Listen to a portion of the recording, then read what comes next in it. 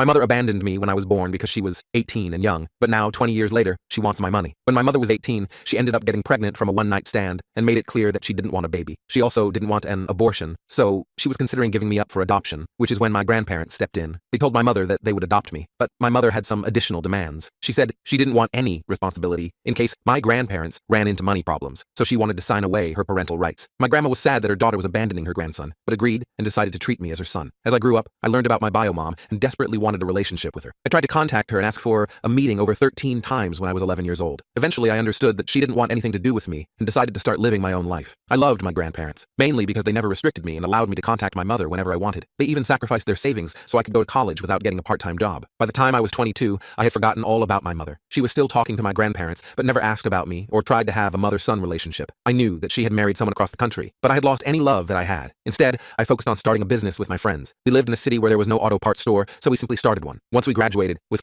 Business C, because our business rose.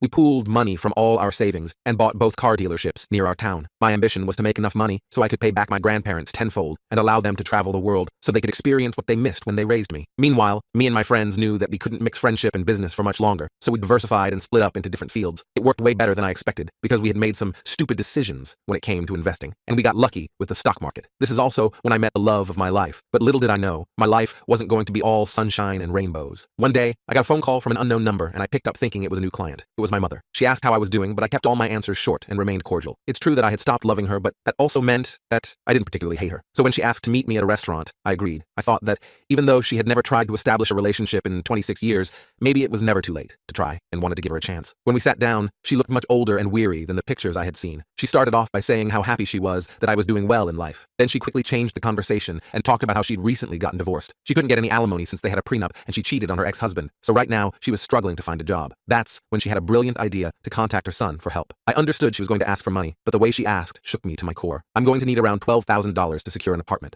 I'll send you my bank details, so make sure to send the money before the weekend. I was baffled and didn't reply for at least a full minute. Then I politely told her that she can't just ask money from a stranger and expect to be paid instantly. She argued that I'm her son and I have a responsibility to help her. But I flat out told her that I stopped being her son the day she signed off her parental rights. I said that if she had regretted the decision when she got older and tried to re-establish contact, I would have been happy to help, but she never did. She started calling me rude and rebellious and went as far as to blame my grandparents for the way they raised me. Last but not least, she threw a glass of water at my face before leaving. Later that day, she still had the audacity to send me her bank details. Now, I didn't just block her because I felt like she needed to learn a lesson. I texted her that I only had cash, but I was willing to give her $15,000 if she drove to a town 4 hours away. She happily agreed, and when she got there, my friend handed her a briefcase full of Monopoly money. She made the mistake of not opening it until she got home and tried calling me, but I had already blocked her.